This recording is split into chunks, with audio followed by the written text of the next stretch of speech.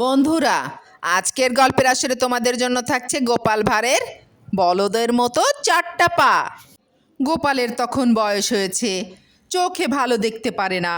রাজা কৃষ্ণচন্দ্র বললেন, কি গোপাল, গতকাল আসনি কেন? গোপাল মহারাজকে উত্তর দিল, আগে চোখে সমস্যা হয়েছে, সব কিছু দুটো দেখি।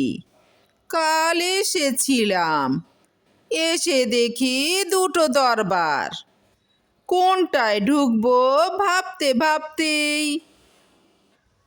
রাজা তখন বলে উঠল, এ তো তোমার জন্যই ভালোই হলো, তুমি বড়লোক হয়ে গেলে। আগে দেখতে তোমার একটা বলদ, এখন দেখবে দুটো বলদ। গোপাল তখন বলল, ঠিক ওই বলেছেন মহারাজ, আগে দেখতাম আপনার দুটো পা, এখন দেখছি চারটা পা, ঠিক আমার বলদের মতোই।